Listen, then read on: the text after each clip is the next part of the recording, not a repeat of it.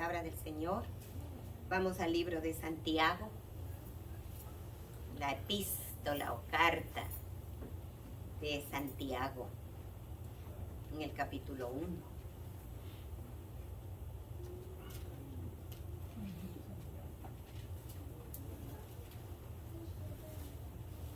Muy bien.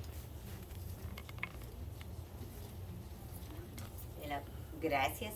Se ponen de pie. Voy a dar lectura a la palabra del Señor en el nombre del Padre, del Hijo y del Espíritu Santo. Amén.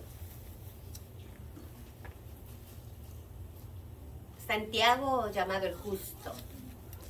Pablo le da un especial tratamiento a él, le da a Cefas y a Juan, a estos siervos de Dios, les nombra como la columna de la iglesia en Jerusalén.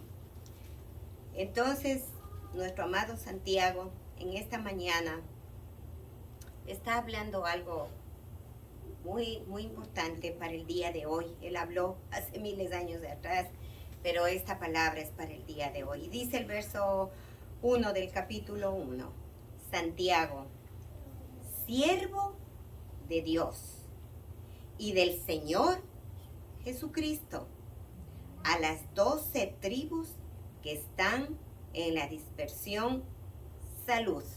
Tomen asiento, hermanos. Santiago está apuntando este capítulo sobre el propósito que tenemos los hijos de Dios cuando nos viene la prueba. ¿Qué es una prueba, hermanos? Ustedes oirán, ¿no? Es una palabra común en el pueblo de Dios. Estoy atravesando una prueba. Oremos porque mi hermano o mi hermana está en una prueba. ¿Pero qué significa prueba? Si yo digo al vecino, no me va a entender. Es una frase cristiana dentro del pueblo de Dios. Prueba. Es algo que nos llega a veces inesperadamente. Una mala noticia, un examen médico que no esperábamos esos resultados tan malos. De la noche a la mañana, un accidente de un ser querido. Y que ese accidente produce en nosotros no solo malestar, tristeza, sino que lo llevamos de una forma tan fuerte en nuestras vidas, ¿no? Porque no podemos ayudar, está en el hospital por mucho tiempo, no hay nada que hacer. Pero como es un ser amado, estamos llevando ese dolor de ese familiar, de ese amigo, de ese hijo de Dios. Llevamos sobre nuestras espaldas, sufrimos con él, nos desesperamos, no sabemos qué hacer. Algo que entristece nuestro espíritu, una pérdida de trabajo, una situación económica difícil, que viene y nos sacude, nos quita de nuestra forma de vida diaria, de tranquilidad, de quietud, y viene eso de repente y ¡fua! Nos mueve. Y uno dice, Señor, que ayúdame en esta situación, que no esperaba, pero llegó. Podemos calificar eso como una prueba que no podemos sobrellevar nosotros, no podemos arreglar. A veces queremos arreglar, pero desarreglamos. Entonces Santiago en este primer capítulo de su libro nos está manifestando el propósito de las pruebas, del sufrimiento, la tribulación que le llega al Hijo de Dios. Y dice, él se presenta y dice, yo Santiago, pero ¿cómo se presenta él? Como siervo de Dios. ¿Qué es siervo de Dios? Alguien que ha dedicado su vida al servicio de Dios y de la iglesia. Entonces él se abre, dice Santiago, siervo de Dios y del Señor Jesucristo. Escribe esta carta a quienes, a las 12 tribus que están, ¿dónde? En la dispersión. ¿Qué es dispersión? Se fueron. Salieron de su país, salieron de Jerusalén, salieron de Judá, salieron de Israel, se dispersaron, ya no viven ahí, ya no están ahí. ¿Y por qué se dispersaron? por la persecución. ¿Quién les perseguía? Perseguía los judíos, los sacerdotes, los romanos. ¿Y por qué les perseguían? Porque seguían a Jesucristo, porque entregaron su vida a Jesucristo, dejaron las tradiciones antiguas, entendieron que Jesucristo era la vida, entendieron que Jesucristo era la luz que iluminó sus tinieblas. Entonces viene un conflicto de religiosidad y ellos se ven que en situación difícil de dejar su país, sus comodidades, su familia. Lo que ellos pasaron no fue fácil. Nuestras pruebas que podemos decir que estamos pasando en este día no tienen ninguna comparación de lo que el pueblo de Dios sufrió en la persecución. Ustedes saben, fueron muchos muertos. Fue el mismo Pablo, ¿no? Saulo, llamado Saulo, antes de su conversión a Cristo. Él aplaudía el encarcelamiento del pueblo de Dios. Dice que él en persona entraba a las iglesias y arrastraba a la gente a las cárceles. ¿Por qué razón? Porque confesaban que Jesucristo era el Señor. No tenemos idea de cómo sufrió el pueblo de Dios. Tuvieron que dejar todo. Tiempo ni para hacer maletas. Se fueron a donde más podían para salvar sus vidas. Si ustedes se ponen a pensar un momentito lo que eso significaría o lo que significa, algo tremendo, ¿verdad? Es como que viene una bomba atómica y tenemos que salir con lo que estamos puestos, o un huracán cuando viene acá. Algo desesperante. Entonces Santiago escribe a quién? A las 12 tribus. A las 12 tribus que están, dice, en la dispersión por todo lugar, y saluda. ¿Y qué ánimo les da en esta carta? Hermanos míos, les dice. Mire cómo él se identifica con ellos, como hermano. Hermanos míos, tened. ¿Tened qué? Tened por sumo gozo. ¿Qué es gozo? Alegría. Tened por sumo gozo, tened por mucha alegría cuando os halléis en diversas, plural, ¿qué? Pruebas. No es una prueba, muchas pruebas. ¿Qué dice Santiago? Al pueblo de Dios, que está disperso, que ha dejado todo, que quizá muchos de sus seres queridos están encarcelados o muertos, pero ¿cuál es el ánimo que él les transmite? Le dice, tengan gozo, estén contentos. Cuando llegue a ustedes o cuando estén ustedes, cuando estén en diversas pruebas. Como que no tiene sentido, ¿verdad? ¿Cómo yo voy a estar gozándome de la situación tan terrible que estoy pasando? ¿Por qué? Dice el versículo 3. Sabiendo que la prueba, sabiendo la situación que están viviendo, de vuestra fe, la prueba de vuestra fe produce ¿qué? Paciencia. ¿Qué tenemos que tener cuando viene la prueba en nuestras vidas? Primero fe, porque sin fe es imposible agradar a Dios. Creyendo que Dios está en control de la situación. Declarando que Dios va a ayudarnos en la situación en la que nos encontremos. Eso es la fe. ¿Y qué más dice? Que la prueba produce paciencia. ¿Y qué es la paciencia?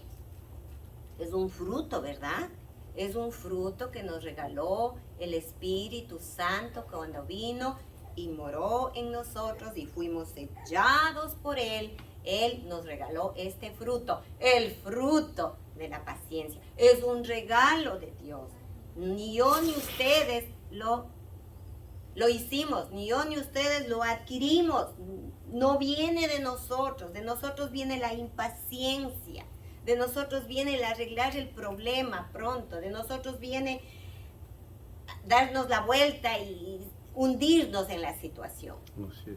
Pero cuando el Espíritu Santo desarrolla en nosotros ese fruto de la paciencia, entonces podemos decir, Señor, gracias por la prueba que estoy pasando y estoy gozosa, alegre, tranquila, porque sé que tú estás trabajando para bien de mi vida.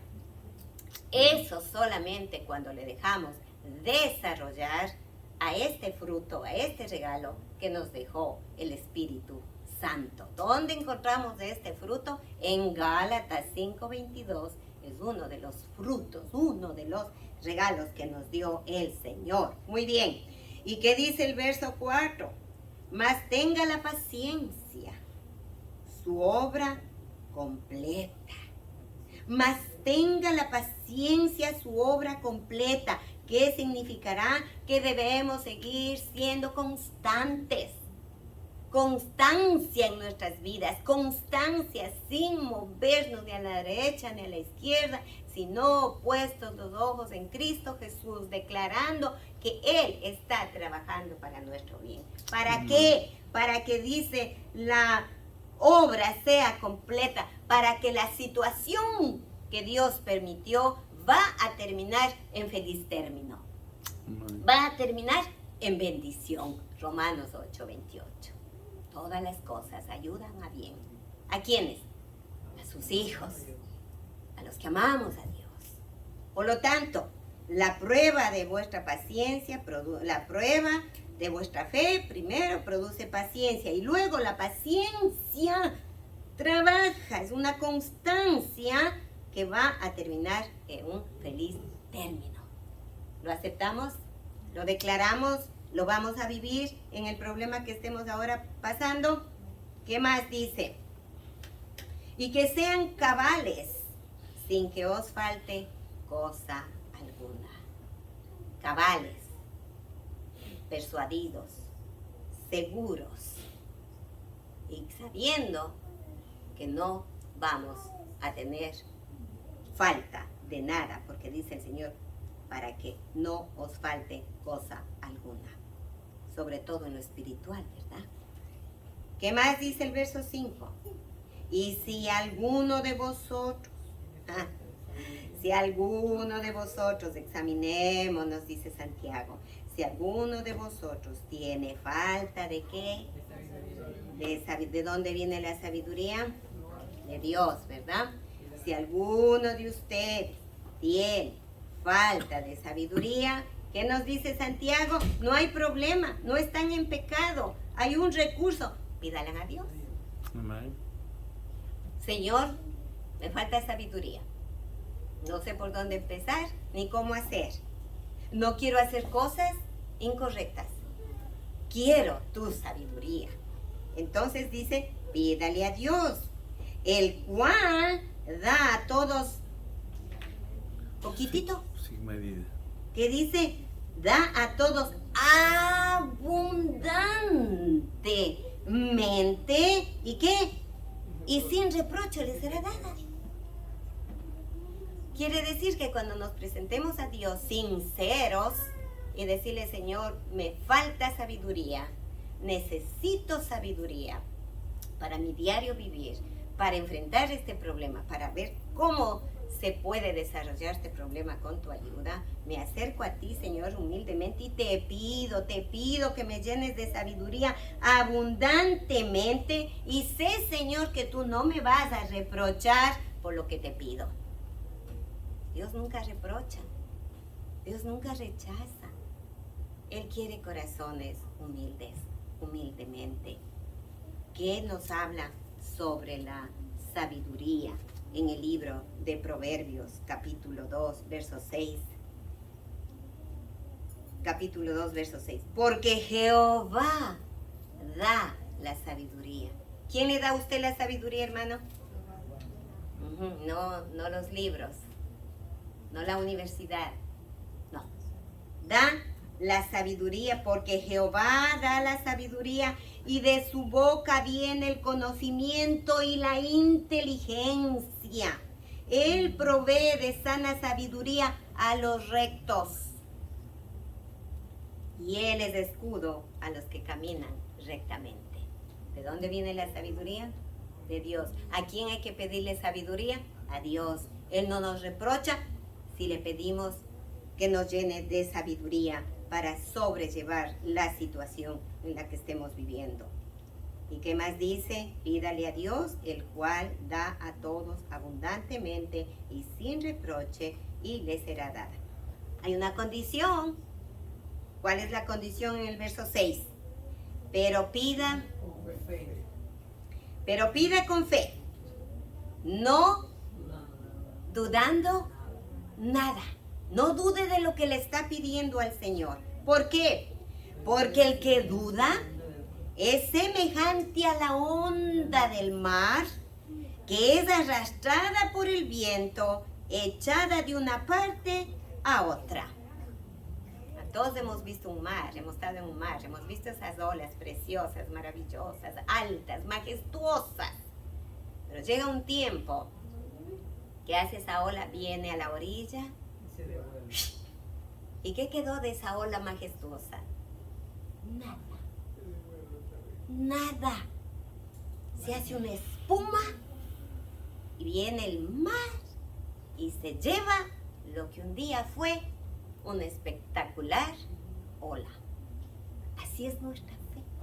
Podemos estar un día así con la fe que se mueven las montañas, pero viene el problema, viene la dificultad abajo, como la onda del mar. No queda nada. Se acabó la fe. El Señor Santiago dice, no dudando nada, y nos compara por el que duda. Verso 7, no piense pues, quien tal haga, que recibirá cosa alguna. De acuerdo a tu fe será hecho, dice la palabra del Señor, ¿verdad? Pido grandes cosas, voy a recibir grandes cosas. Pido cosas pequeñitas, voy a recibir cosas pequeñitas. Tenemos un Dios grande y poderoso que dice que nos bendice abundantemente. En lo espiritual, siempre hablaremos de lo espiritual. Nos va a llenar de fe, de confianza, de sabiduría, de gozo. El resto nos da por añadidura. El pan de cada día, el vestido, el transporte, el techo, eso viene por añadidura.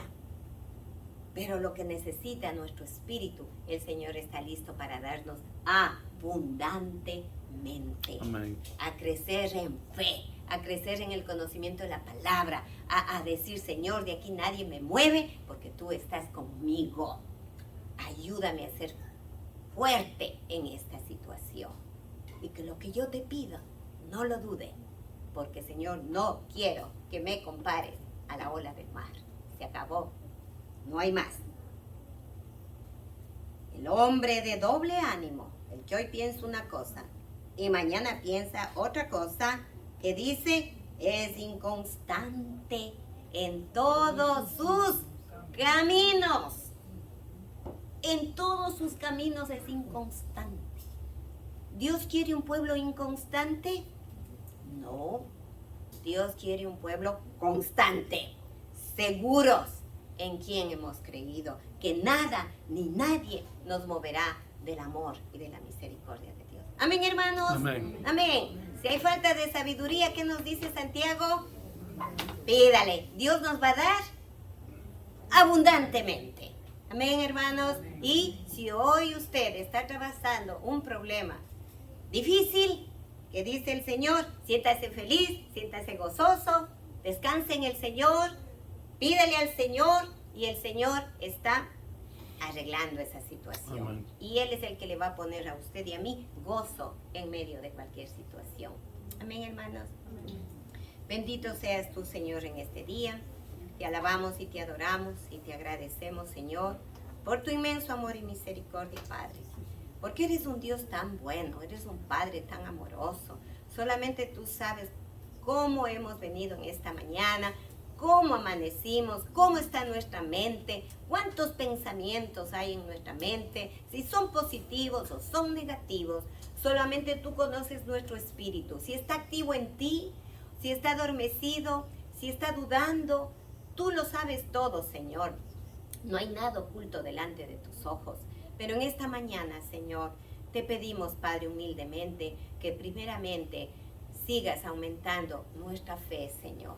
Nuestra fe, Padre mío, la fe que tú nos diste, Señor amado, que nos regales abundantemente de esa sabiduría que necesitamos cada día para podernos dirigir en nuestro diario vivir, Señor. Necesitamos de tu sabiduría, Señor. Padre, amado Espíritu Santo, que nos regales, Señor, que nos regales, Padre Santo, todos esos frutos que necesita nuestro espíritu, Señor, para caminar rectamente, para ser constantes en ti, Señor. Ayúdanos. Tú sabes cómo están nuestras vidas delante de ti, Señor. Gracias, Padre, porque siempre tu palabra nos aviva, nos anima, nos levanta, nos exhorta. Señor, gracias. ¿Qué sería de nosotros si tu palabra no estaría con nosotros, Señor? Amado Espíritu Santo, sigue obrando en cada uno de mis hermanos aquí presentes. Tú conoces su situación íntima, Señor. Ayúdanos, ayúdanos, Señor. Y bendícenos, Padre mío. Levantamos a Leti, Señor. Levantamos a Martita, sabiendo de que tú estás con ella, Señor. Gracias por esas vidas y por todo tu pueblo que está en necesidad espiritual, física y económica, Señor. Todo esto te pedimos y te agradecemos en el nombre de Cristo Jesús. Amén y amén, hermanos.